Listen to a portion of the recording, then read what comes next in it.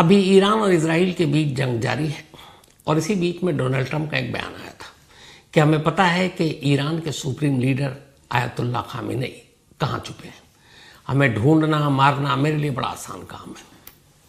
फिर उसके बाद ईरान को यह धमकी भी दी कि सरेंडर कर दो वरना अंजाम बुरा होगा। फिर यह भी कहा कि हम 2 हफ्ते के बाद यह तय करेंगे कि ईरान के साथ क्या करना है। मतलब धमकी वमकी सब। अब मैं थोड़ा सा आपको दुनिया के किसी भी देश का नाम लीजिए और अगर वहाँ कुछ गड़बड़ हुआ है तो बस याद कीजिए। अफ़गानिस्तान हो, इससे पहले इराक हो, सीरिया हो, अभी हाल की बात कर लीजिए ना, इंडिया पाकिस्तान, जब दोनों के बीच ऑपरेशन सिंदूर के बाद एक दूसरे पर ड्रोन से और बाकी चीज़ों से हमला हो रहा था, तब यही डोनाल्ड ट्रंप थे अमेरिका के प्रेसिडेंट, जो अब तक शायद 19-20 बार बोल चुके हैं कि ये जंग हमने रुकवाई, सीज फायर हमने रुकवाई। बार बार भारत ये कह रहा है कि इसमें अमेरिका का कोई रोल नहीं है। पाकिस्तान ने पहल की, उनके डीजीएम जो भी हैं उन्होंने कहा, उसके बाद वो गिड़गिड़ाए, हमने जंग रोक दी। लेकिन ट्रंप साहब लगातार 19-20 बार से कंटिन्यू कहे जा रहे हैं कि हमने रोका, हमने ट्रेड की धमकी दी, तब ये दोनों देश मान गए और ये जंग रुक गई। क्रेडिट वो लेना चाहते हैं। दुनिया के किसी भी देश में कोई गड़बड़ हो, लड़ाई हो, झगड़ा हो, आपने सोचा हमेशा अमेरिका वहाँ क्यों कूद जाता है? चाहे सीरिया हो, ईरान, इराक, इससे पहले लेबनान, मिडिल ईस्ट के देश, अफ्रीका के देश, वेनेजुएला, कोई भी दुनिया के किसी भी कोने में कुछ हो रहा हो, वहाँ अमेरिका अपनी दादागिरी करने के लिए चला आता है। कभी आपने इसकी वजह सोची है? जैसे होता ना, बचपन में हम लोग स्कूल कॉलेज में देखा करते थे, 2 गुट में लड़ाई हो गई, कोई तीसरा दबंग आता था और वो दादागिरी करके फिर अपने हिसाब से फैसला सुनाता था। या फिर जो क्रिमिनल गैंगस्टर होते हैं वो भी यही काम करते हैं। तो वही काम तो अमेरिका कर रहा है भाई, जिससे तुम्हारी सरहद तक नहीं लगती, बॉर्डर तक नहीं लगती, हज़ारों मील दूर वो देश है, वहाँ उन 2 देशों के बीच में कुछ हो रहा है और आप बीच में कूद जाते हो, मतलब हर जगह। तो आखिर इस अमेरिकी दादागिरी की वजह क्या है? और ईरान और इजराइल के बीच जो अब चल रहा है, तो इसमें भी अमेरिकी दादागिरी की वजह क्या है? तो सिर्फ एक वजह है। वो एक वजह जिससे अमेरिका दुनिया भर में अपनी दादागिरी दिखाता है, वो एक वजह जिसकी वजह से अमेरिका सुपर पावर है, और वो एक वजह जिस दिन ख़त्म हो गई, अमेरिका घुटनों पर आ जाएगा, दादागिरी ख़त्म हो जाएगी। और वो एक वजह है अमेरिकी डॉलर, अमेरिकी करेंसी। वो अमेरिकी करेंसी जिससे पूरी दुनिया में 96% ट्रेड या बिजनेस या व्यापार होता है, जिसके लिए लेन देन के लिए डॉलर का इस्तेमाल करती है। हम भी दुनिया के बाकी देशों से कुछ भी खरीदते हैं, कोई भी देश, तो करेंसी की जो मान्यता है वो ज़्यादातर 96% डॉलर में ही व्यापार होता है। तो हर देश डॉलर अपने पास रिजर्व करके रखता है। जिस देश के पास डॉलर रिजर्व नहीं है, उस देश को कहते हैं कि या तो कंगाल है या कि कर्जदार है। तो जिस दिन इस डॉलर का रुतबा खत्म हो गया और इंटरनेशनल करेंसी के तौर पर कोई और करेंसी आ गई, अमेरिका गया, फिर दादागिरी खत्म। लेकिन क्या ये हो सकता है? आज की कहानी कई ऐसी चीज़ों के साथ समेट कर लाया हूं कि इसको आप समझेंगे तो फिर सारी चीज़ें आप समझ जाएंगे। अभी 2024 की बात है, ब्रिक्स की एक समिट हुई थी। ब्रिक्स के जो देश शामिल हैं उनमें Brazil, Russia, India, China, south Africa, Iran और कुछ को इनवाइट किया गया था, जिसमें यूएई, इजिप्ट और इथोपिया। तो इसी ब्रिक्स समिट में 2024 में, जिसके मेंबर रशिया भी है, रशिया के प्रेसिडेंट पुतिन ने एक करेंसी को प्रपोज किया था, ब्रिक्स करेंसी।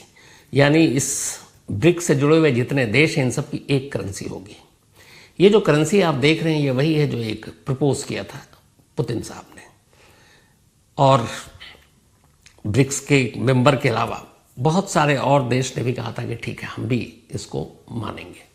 अब इस करेंसी का मतलब क्या था? इस करेंसी का मतलब ये है कि दुनिया के ये जो ब्रिक्स के मेंबर हैं और बाकी देश इनके साथ जुड़ेंगे, उनके व्यापार का लेन देन ब्रिक्स की करेंसी में होगा, न कि डॉलर में।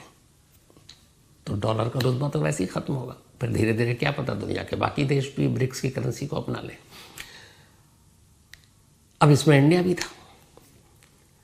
लेकिन ये ऑफर करके कि इस करेंसी को हम चालू करेंगे, एक तरह से ब्रिक्स के देशों ने अमेरिका से पंगा भी लिया, क्योंकि डोनाल्ड ट्रंप का एक बयान आया कि जो भी ब्रिक्स की करेंसी लाने और डॉलर को मात देने की कोशिश करेगा उसके ऊपर वो 150% टैरिफ लगा देंगे। आजकल टैरिफ का चल रहा है, मतलब टैक्स। अब ब्रिक्स की इस करेंसी, किसी भी दुनिया की जो करेंसी होती है उसको कंपेयर करते हैं दूसरे करेंसी से। जैसे हम लोग करते हैं ना कि $1 इंडियन करेंसी में कितना हुआ, आजकल जैसे 86 रुपीज़ है पर डॉलर, हमारा वैल्यू काफ़ी गिरा हुआ है। तो ब्रिक्स की करेंसी आएगी तो उसको भी कंपेयर किया जाएगा डॉलर से। तो तय हुआ कि नहीं, डॉलर से नहीं करेंगे। फिर कैसे करेंगे? तो ये हुआ कि 40% गोल्ड के वैल्यू से करेंगे इन ब्रिक्स के देशों, और इसके साथ जो मेंबर जुड़ेंगे उन देशों के पास गोल्ड कितना रिजर्व है, तब सोना कितना है, और बाकी 60% उन देशों की करेंसी की जो वैल्यू है उसके हिसाब से जोड़ेंगे। तो 40% गोल्ड और 60% उन देशों की जो ब्रिक्स के सारे साथ जुड़े हुए हैं उनकी करेंसी के वैल्यू के हिसाब से ब्रिक्स की वैल्यू तय की जाएगी। अब इसके लिए ज़रूरी है कि फिर तो गोल्ड हो। अब यहीं से कहानी शुरू होती है। अचानक 2017 के बाद से ही इंडिया गोल्ड को रिजर्व करने के पीछे पड़ गया। सोने का भंडार, अभी लास्ट ईयर 2024 में इंडिया पूरी दुनिया में नंबर 2 पे था जिसने सबसे ज़्यादा गोल्ड खरीदा, आरबीआई ने, रिजर्व बैंक ऑफ इंडिया। अब अगर इसी तरीके से गोल्ड इंडिया, रशिया, चाइना, ये सब ब्रिक्स के मेंबर हैं, जमा करते गए तो 40% तो गोल्ड के हिसाब से ही वैल्यू हो जाएगी आपकी करेंसी की, 60% देश की अपनी इकोनॉमी और उनके हिसाब से, जीडीपी के हिसाब से। तो डॉलर को मात देने के लिए फिर काफ़ी हो जाएगा। और यहीं अमेरिका के काम खड़े हो गए कि ये देश गोल्ड को क्यों इतना जमा कर रहे हैं। अगर इस वक्त गोल्ड के आप वर्ल्ड के देखें किन किन देशों में सबसे ज़्यादा, अगर टॉप 8 कंट्री देखें जिनके पास सबसे ज़्यादा गोल्ड है, पहले नंबर पे है अमेरिका, इसके पास 8,133 टन सोना है। जर्मनी के पास 3,035 टन। तीसरे नंबर पर इटली है 2,451, 3,351 है जर्मनी का, और इटली नंबर 3 पर है 2,451 टन। चौथे नंबर पर फ्रांस 2,436, पाँचवें नंबर पर रशिया है 2,335 टन। फिर छठे नंबर पर चाइना है 2,264 टन। सातवें नंबर पर जापान है 845 टन, और आठवें नंबर पर हम हैं इंडिया 840 टन, 840 टन गोल्ड हमारे पास है। तो अब अगर इसमें आप चाइना, रशिया, इंडिया इन सबको मिला दें तो गोल्ड के ठीक ठाक जो रिजर्व है वो हो जाएगा। अब इस गोल्ड से फिर क्या लेना देना, डॉलर को क्या खतरा है और इस ब्रिक्स की करेंसी से क्या खतरा है? तो यह एक दूसरी चीज़ भी है।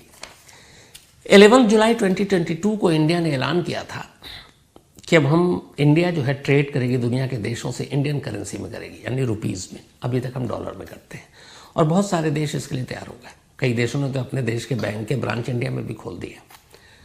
तो अब अगर इंडिया ये कह रही है कि हम ट्रेड करेंगे इंडियन करेंसी में, तो सीधे सीधे डॉलर को चैलेंज दिया कि भाई हम डॉलर से नहीं करेंगे, तो अमेरिका तो तिल मिलाएगा ही। अब डॉलर में ट्रेड करने में बड़ा नुकसान भी होता है।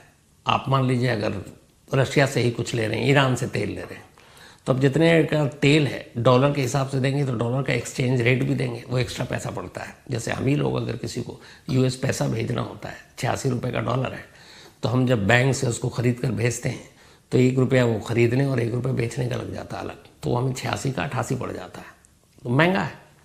इंडियन करेंसी में होगा तो एक्सचेंज रेट बच गया, कोई मतलब नहीं, हमारे बहुत पैसे बचेंगे, करोड़ों अरबों रुपए। अब इंडिया और ब्रिक्स अगर अपनी करेंसी लाती है तो फिर ये डॉलर और इसमें अमेरिका और बाकी चीज़ों का क्या मतलब, जो मैं आपको सुनाने के लिए बैठा हूँ।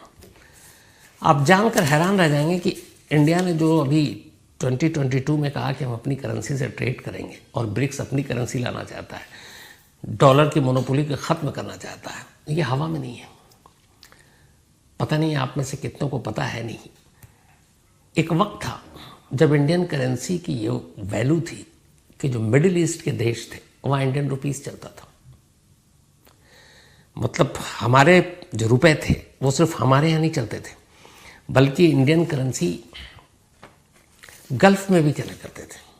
जब अंग्रेज़ों की हुकूमत थी अपने यहाँ, तो ये मिडिल ईस्ट के देश भी अंग्रेज़ों के ही अंडर थे सब। तो फिर हमें आज़ादी मिली 47 में। 47 में आज़ादी मिलने के बाद मिडिल ईस्ट के ये देश भी आज़ाद हुए, लेकिन आज़ादी के बावजूद तब भी उन्होंने अपनी करेंसी नहीं बनाई, बल्कि वो इंडियन रुपीज़ को ही अपनी करेंसी मानते थे। ओमान, यूएई पूरा, कतर, बहरीन, कुवैत, इन सब जगहों पर इंडियन रुपीज़ चलते थे। 19 आज़ाद हुए हम 47 से लेकर 60 तक इंडियन करेंसी चल रहे थे। मतलब ये पूरे मिडिल ईस्ट के अंदर सोचिए, इन देशों में हमारा भारतीय रुपया चलता था, तो उस वक्त रुपए के क्या वैल्यू था। अब अगर ब्रिक्स की करेंसी अपनी आ जाती है तो फर्क क्या पड़ेगा अमेरिका के डॉलर का। ब्रिक्स के जो देश हैं वो पूरी दुनिया की जो जीडीपी है, 37% जीडीपी सिर्फ इन ब्रिक्स के कंट्रीज के आते हैं। चाहे ब्राज़ील हो, रशिया हो, इंडिया हो, चाइना हो, साउथ अफ्रीका हो, ईरान हो, या फिर यूएई, इजिप्ट या इथोपिया जैसे मेंबर जो इसमें बुलाए गए थे। 37% जीडीपी इन सिर्फ कुछ गिने चुने देशों के हैं, बाकी के 63% पूरी दुनिया के हैं। इसके अलावा पूरी दुनिया की जो पॉपुलेशन है 45% आबादी इन्हीं ब्रिक्स के देशों में आती है। अब उसमें सिर्फ इंडिया और चाइना वैसे ही है जो 1/3 आबादी ले जाती है। तो ब्रिक्स का फिर दबदबा कितना होगा, इंडियन रुपीज से ट्रेड करने से डॉलर का क्या होगा।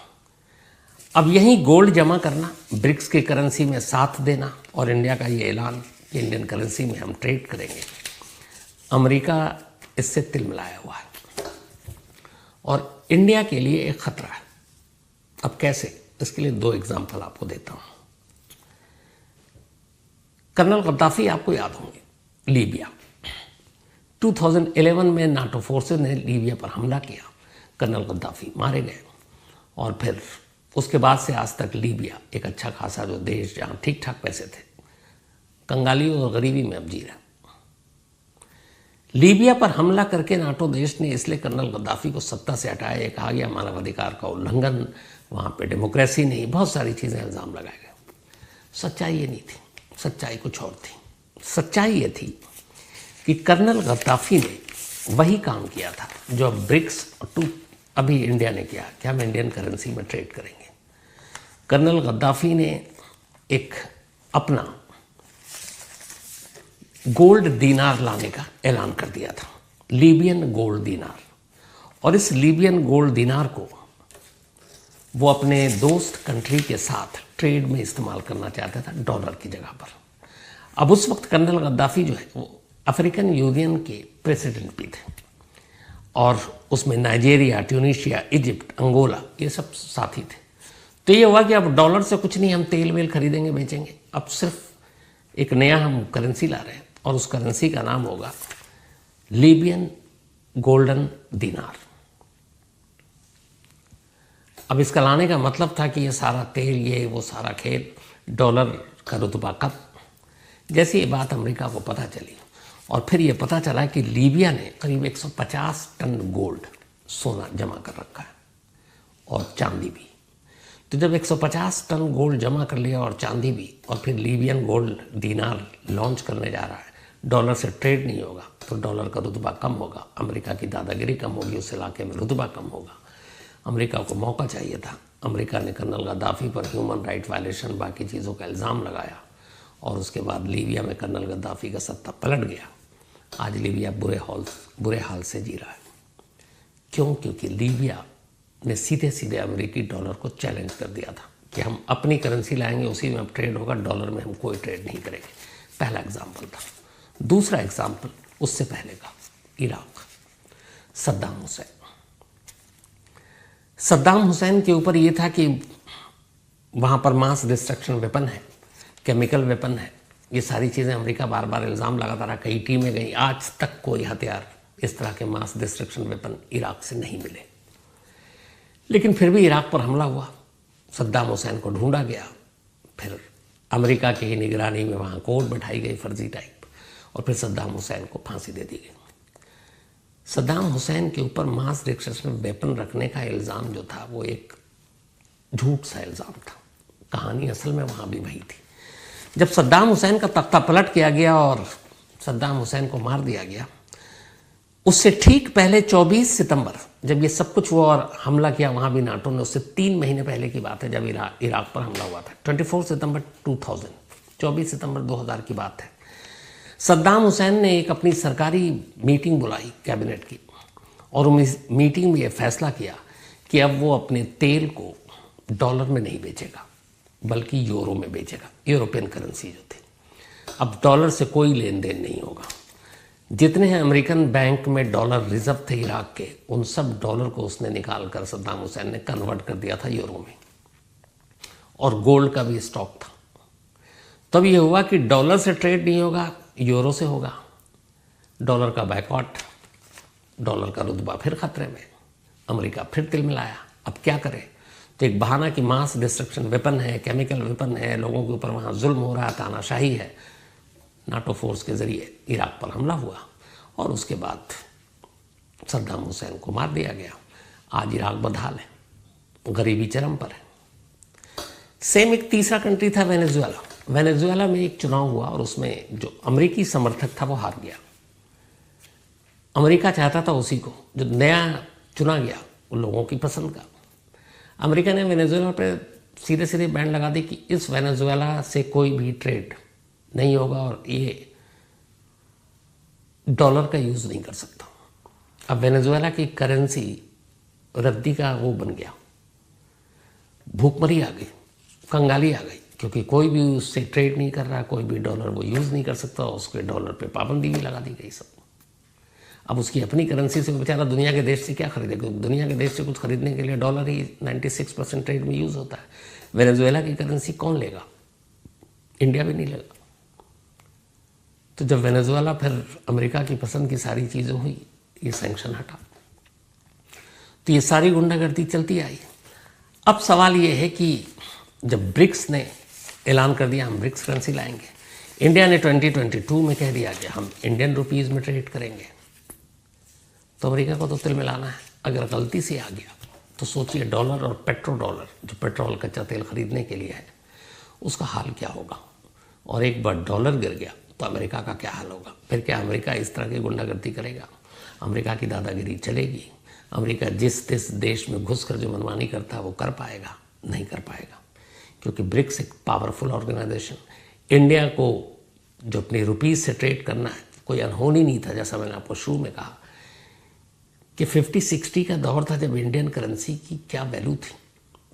मिडिल ईस्ट के देश में भी इंडियन करेंसी ही चलता था।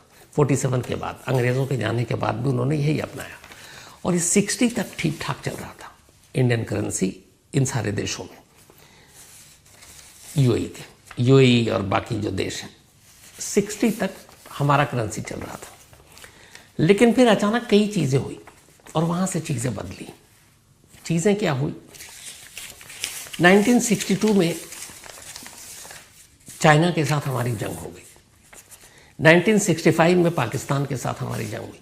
1966 में बिहार में एक बहुत बड़ा फ्लड आया, सूखा और तबाही। सूखा जब आया तो अब हर फ्रंट पे तो जंग, 3 साल के अंदर 2 बड़ी जंग, फिर सूखा, कहीं बाढ़। हमारा जो एक्सपोर्ट है वो बंद हो गया और इंपोर्ट ज़्यादा होने लगा, तो हमारे ऊपर प्रेशर आया। इस दौरान एक और भी चीज़ हुई कि जब हमारी करेंसी चल रही थी इन देशों में, गल्फ़ के, Oman, UAE, Qatar, Bahrain, Kuwait, ये सब हमारी करेंसी इंडियन रुपीस चलता था इन देशों में। तो एक ही करेंसी थी। तो अब ये हुआ कि इन जगहों से गोल्ड स्मगल होकर इंडिया आने लगा। तब स्मगलिंग का दौर था तो गोल्ड बहुत आने लगे स्मगलिंग होकर। अब उस गोल्ड के आने से थोड़ा हमारी जो इकोनॉमी थी वो भी, क्योंकि हमारे यहाँ का गोल्ड का अलग रेट, उधर अलग, तब उस स्मगलिंग को रोकने के लिए जो गोल्ड था, आरबीआई ने कुछ नए रूल बनाए। आरबीआई ने फिर ये कहा कि इस गोल्ड की स्मगलिंग और उसके जो खरीद फरोख्त होता है उससे हमारा नुकसान ना हो। उन्होंने पहली बार अब एक बंटवारा किया। इधर 65, 62 की जंग और सूखा हो ही चुका था। अब गल्फ़ के इन देशों के लिए, ओमान, यूएई, कतर, बहरीन और कुवैत के लिए ख़ास तौर पर एक नई तरह की अब करेंसी छापनी शुरू की आरबीआई ने, जो करेंसी पिंक करेंसी हुआ करती थी और इसको Z1 सीरीज़ कहा जाता था। इस करेंसी को Z1 सीरीज़ इन देशों के लिए, ये जो नाम लिया मैंने आपको, ओमान, यूएई, कतर, बहरीन और कुवैत, ये शुरू किया। अब इन देशों में जहाँ हमारी करेंसी चलती थी सऊदी अरब शामिल नहीं था, लेकिन सऊदी अरब हर साल हमारे यहाँ से हाजी बहुत जाते हैं हज करने के लिए, तो उस वक्त भी हमारी वैल्यू इतनी थी कि फिर हज पे जो इंडियन जाते थे तो उनके लिए एक और करेंसी शुरू की आरबीआई ने, उसका नाम रखा हज करेंसी। हज करेंसी की वैल्यू ये थी कि जो भी इंडियन हज करने के लिए सऊदी जाता वो हज करेंसी जो होती आराम से रियाल में तब्दील हो जाता, कोई इशू नहीं। तो पिंक करेंसी इस गल्फ के देशों के लिए और हज करेंसी सऊदी अरब जाने वालों के लिए, ये दोनों सब कुछ अच्छा चल रहा था। लेकिन फिर अचानक ये जो तीन चीज़ें हुई 62, 65 और 1966 में, दो जंग और एक सूखा, हमारी माली हालत ख़राब होती गई। एक्सपोर्ट बंद हो गया, इंपोर्ट हम ज़्यादा, खर्चा ज़्यादा होने लगा, हमारी जीडीपी गिरी, हमारी गरीबी पीक पर थी और तब रुपए का वैल्यू गिरने लगा।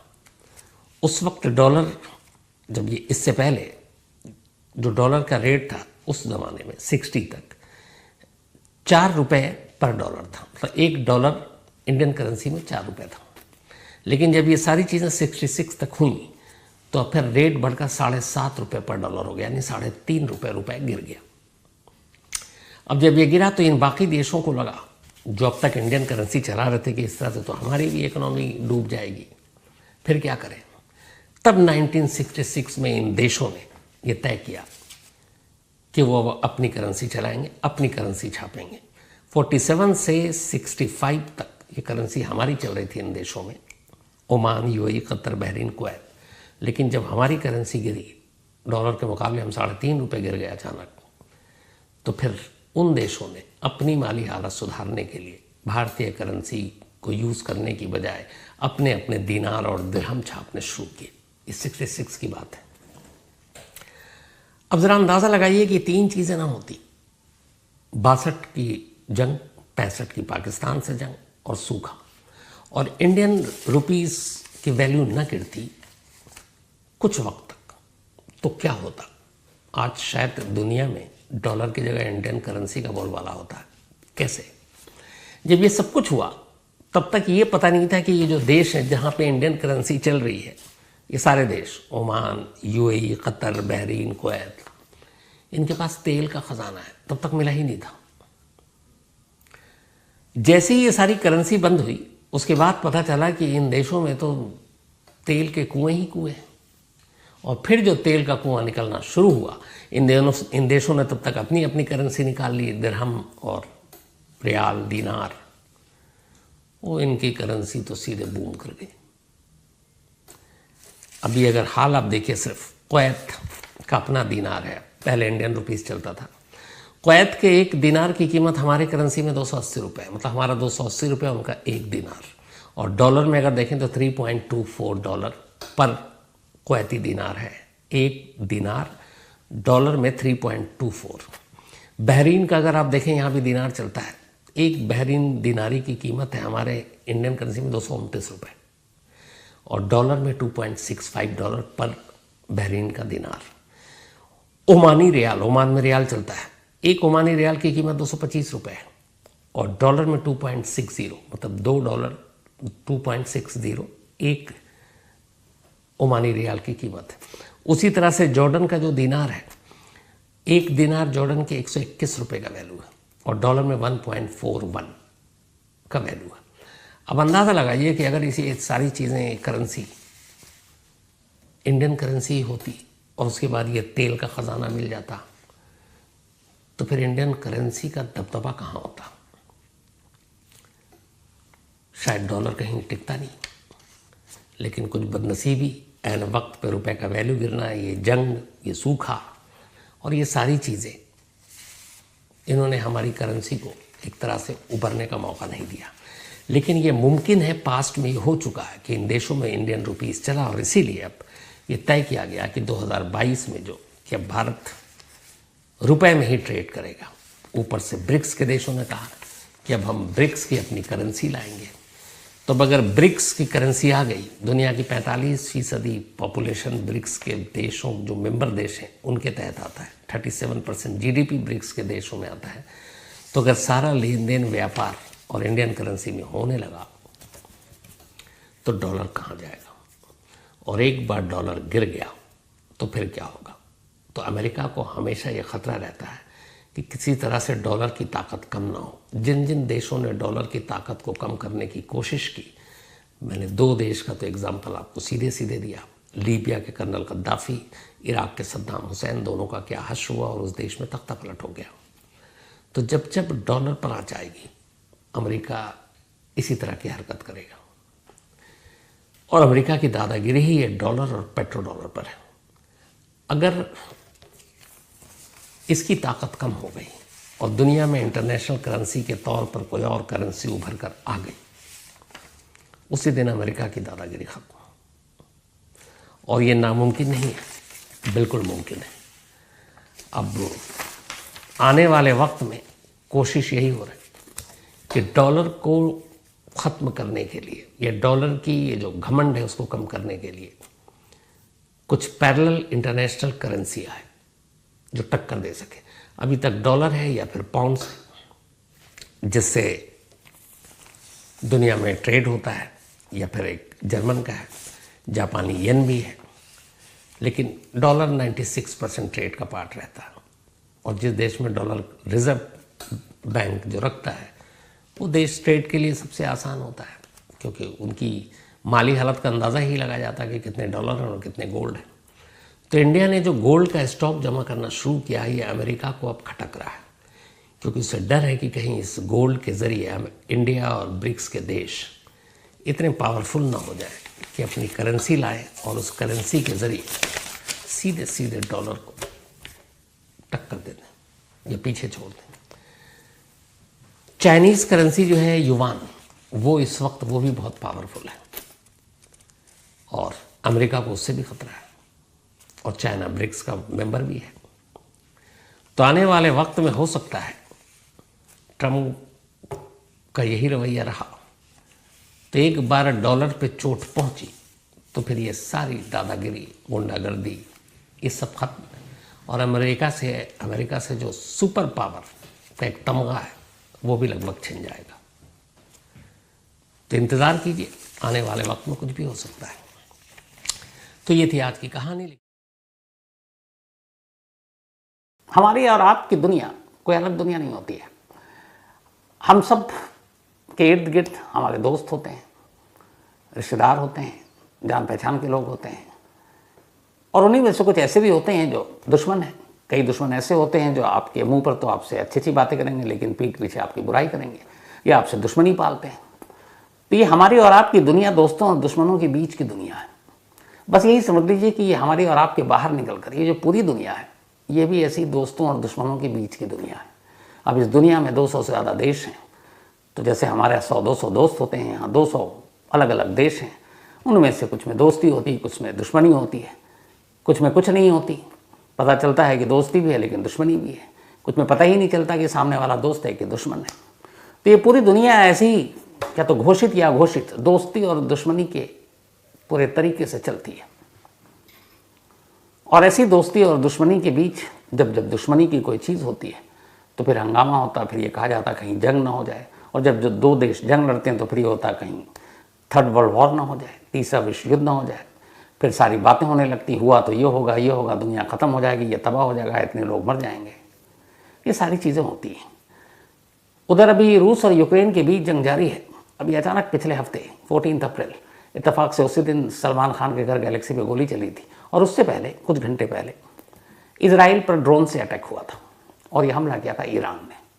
और इसके बाद फिर ये एक तरह से कहने लगे लोग कि कहीं फिर से जंग ना हो जाए। अब ईरान और इजराइल में जंग होगी तो फिर आधी दुनिया इधर आधी उधर, फिर तो तबाही मचेगी। 2 देशों की जंग पूरी दुनिया में, हर देश लड़ रहे होंगे जैसे 1st और 2nd वर्ल्ड वॉर में हुआ। तो आज की कहानी इसी ईरान और इजराइल की इस ताज़ा दुश्मनी की कहानी है। लेकिन ये दुश्मनी वैसी नहीं है, मतलब ये 2 दोस्तों की दुश्मनी की कहानी है। तो अभी जो हुआ उसके पीछे सिर्फ पहले शॉर्ट में बता देता हूँ। 2011 से सीरिया में एक गृह युद्ध शुरू हुआ, सिविल वॉर। वहाँ की जो सरकार, वहाँ के जो प्रेसिडेंट हैं, राष्ट्रपति हैं बशर अल असद, तो उनके खिलाफ वहाँ पे घरेलू एक तरह से विद्रोह छिड़ गया। अब उसमें कुछ अलग अलग संगठन भी घुस गए, सत्ता उखाड़ फेंकने की कोशिश करने लगे। कहा गया कि इसके पीछे अमेरिका हवा दे रहा है। तो वैसे ही जैसे मैंने बताया, दोस्ती और दुश्मनी, तो जहाँ अमेरिका कूदता है वहाँ अमेरिका का दुश्मन रूस भी कूद जाता है, या फिर चीन भी बीच में आ जाता है, क्योंकि सभी के अपने अपने मतलब और मसलहत है। तो अब जब सीरिया में ये जंग छिड़ी तो उधर ISIS पहुंच गया, बगदादी। अब अमेरिका उसकी मदद कर रहा है सीरिया में बशर अल असद की सरकार गिराने के, जबकि वही ISI अफगानिस्तान में उसका दुश्मन है। तो जब अमेरिका कूदा तो फिर रशिया भी कूद गया। अब उसके बाद ये दो महाशक्तियों के बीच में सीरिया पिस रहा है। अब इसी बीच में सीरिया में बाकी लोगों के साथ साथ ईरान भी दाखिल हो जाता है। अब बशर अल असद के सपोर्टर ईरान वाले, उन्होंने सीरिया की मदद करनी शुरू कर दी, विद्रोहियों के खिलाफ हथियार दिए, जंग लड़नी शुरू कर दी। धीरे धीरे वक्त बीता, 2011 में शुरुआत, 2024 से सीरिया अभी भी पूरी तरह से शांत हुआ नहीं है। तो जब ईरान ने मदद की सीरिया की सरकार को, लगा तो अब सीरिया में ईरान की अच्छी खासी सेना भी जमा हो गई, पैड भी हो गई, और वहाँ ईरानी एम्बेसी में बाकायदा जो ईरान के कमांडर सीनियर मिलिट्री के, वो सब भी वहाँ रहने लगे। सीरिया सरकार उनको दोस्त की तरह देखती थी। लेकिन सीरिया और ईरान की ये दोस्ती इजराइल को बुरी लग रही थी, और उसकी वजह ये थी कि सीरिया से इजराइल के बॉर्डर लगता है। सीरिया और इजराइल की सीमा एक दूसरे से लगती है, बॉर्डर है। तो अगर ईरान सीरिया तक पहुंच गया तो फिर सीरिया से इजराइल पर हमला या फिर बाकी चीज़ें आसानी से हो सकती हैं। तो इसीलिए सीरिया वॉर पर इजराइल की नज़र थी, और उसे लगा यहाँ पे ईरानी सेनाओं का जमावड़ा भी हो रहा है, पता नहीं ये अपना बेस भी बना लें, मिलिट्री बेस। तो ये सब कुछ चल रहा था।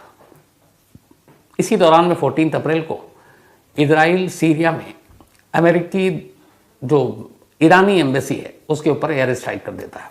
हालांकि इजराइल मना करता है, लेकिन यह है कि इजराइल ने हमला किया, जिसमें कुछ सीरिया के करीब 8-10 लोग, नागरिक, बेकसूर लोग मारे जाते हैं, और 7 सैन्य कमांडर, मिलिट्री ऑफिसर जो उस वक्त एम्बेसी में थे ईरान के, वो ईरानी मिलिट्री के अफसर इस हवाई बमबारी में मारे जाते हैं।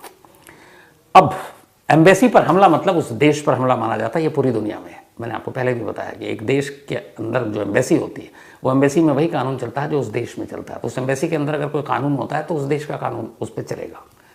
तो अब ईरानी एम्बेसी पे हमला हुआ तो इसका मतलब ईरान पर हमला हुआ। इसी के बाद ईरान ने इंतज़ार किया, उस वक्त रमज़ान था, फिर ईद आई, उसने इंतज़ार किया, और 14 अप्रैल को, 11 अप्रैल को ईद, उसके 3 दिन बाद उसने 300-400 ड्रोन सीधे भेज दिए इजराइल। उसमें कुछ गिरे, कुछ मार दिए गए, लेकिन इस ड्रोन के बाद लगा कि इन दोनों देशों के बीच में दुश्मन, मतलब एक तरह से जंग होगी। तो 14 के बाद अभी तक तो ऐसा कुछ हुआ नहीं है, जुबानी जंग जारी है। तो ये तो मेन वजह थी जिस पे इस जंग की सुगबुगाहट शुरू हुई। लेकिन इजराइल और ईरान दुश्मन कैसे, ये जानना ज़रूरी है।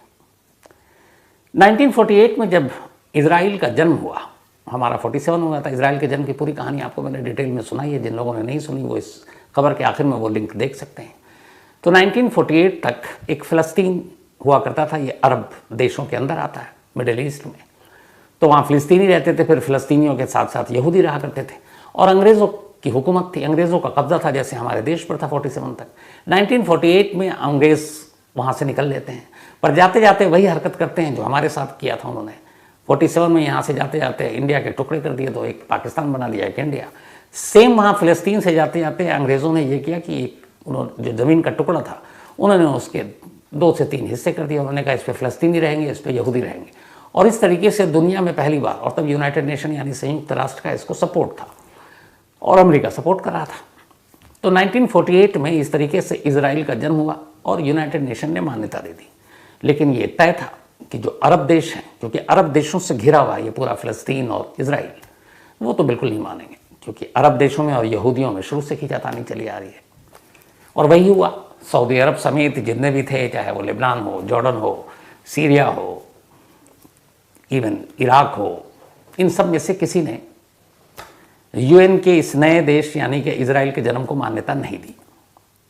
लेकिन पहला देश, मुस्लिम कंट्री जो था जिसने मान्यता दी, वो था टर्की, जो अब तुर्की हो गया। टर्की ने उस वक्त इजराइल को एक देश के तौर पर मान्यता दे दी, और बाकी अरब देश नाराज़ हो गए। थोड़ा वक्त बीता, दूसरा मुस्लिम देश बन गया ईरान, जिसने इजराइल को मान्यता दी। अब ये सोचिए कि इजराइल का जन्म होता है, पश्चिमी देश, वेस्टर्न कंट्री, अमेरिका, ये सब यूएन सब दे रहे हैं। मुस्लिम कंट्री किसी ने, पूरी दुनिया में जितने भी मुस्लिम देश हैं, किसी ने मान्यता नहीं दी। पहला था टर्की और दूसरा था ईरान। अब सोचिए कि आज 2024 में ईरान और इजराइल के बीच में हम जंग की बात कर रहे हैं, और 48 से लेके 50, 51, 52 के बीच की बात है। जब सेकंड मुस्लिम कंट्री ईरान था जिसने कहा नहीं, हम इजराइल को मान्यता देते हैं, यानी दोस्ती थी।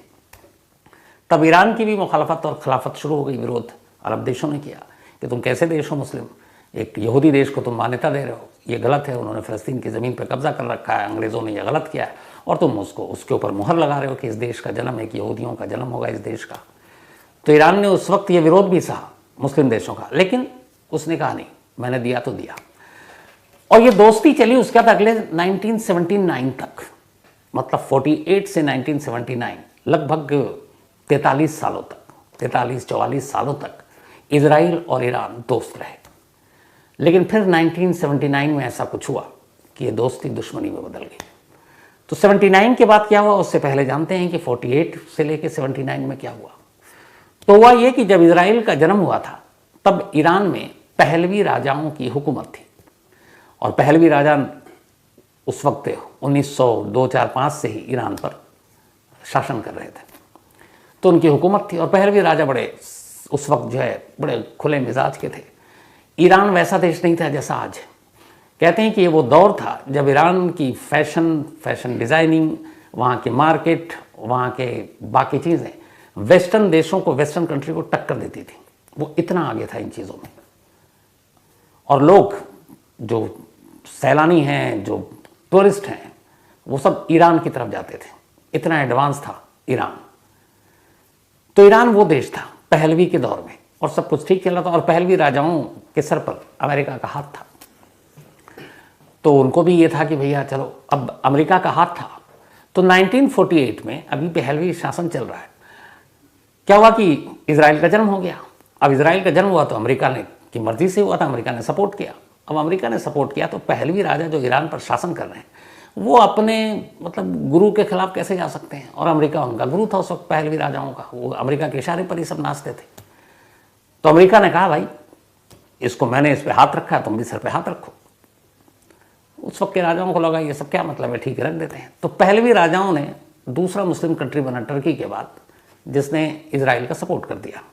अब उसके बाद ये चलता रहा, इजराइल के देश की मान्यता मिल गई, अमेरिका अपना ईरान से अपने सारे फायदे उठाता रहा पहलवी शासन में। उसके बाद वहाँ ईरान उसी तरीके से चल रहा था, सब कुछ ठीक था। लेकिन 70s आते आते अब पहलवी राजाओं के खिलाफ ईरान में बगावत होनी शुरू हो गई, और उस पूरे मूवमेंट को जो लीड कर रहे थे उस वक्त के धार्मिक नेता कर रहे थे, और उनमें से एक जो थे सबसे बड़े, वो थे आयतुल्ला रुहुल्ला खुमैनी। तो इनका ये था कि ईरान गलत रास्ते पर भटक गया है, ईरान में वेस्टर्न कल्चर आ गया है, हम अपने कल्चर को भूल चुके हैं, और ईरान को एक इस्लामिक स्टेट बनाना चाहिए, मतलब एक इस्लामिक देश। तो आयतुल्ला खुमैनी की ये मूवमेंट चलती रही, विरोध होता रहा है, और उस वक्त गलती उनकी भी थी जो पहलवी सारे शासन करते थे, उनकी अय्याशियाँ, उनके वो लोगों की तरफ ध्यान नहीं देना। पैसे बहुत थे, फाइनेंशियली बहुत मजबूत थे, लेकिन जब एक नया मूवमेंट शुरू हुआ तो नौजवान बहुत बड़ी तादाद में जुड़ गए, और धीरे धीरे विरोध प्रदर्शन इतना हुआ कि 1979 में जो आखिरी पहलवी राजा था उसको अपनी जान बचाकर अमेरिका भागना पड़ा। वो अमेरिका भाग गया। अच्छा, इस दौरान में क्या था कि पहलवी राजाओं के सपोर्ट की वजह से इजराइल को मान्यता मिली, और इजराइल की एम्बेसी तक तेहरान, जो ईरान की राजधानी है, वहाँ खुल चुकी थी, और वहाँ से दूतावास चलता था। और इधर तेल अवीव में भी बाकायदा ईरान की एम्बेसी थी, मतलब इजराइल के अंदर, और वहाँ इनके राजदूत हुआ करते थे।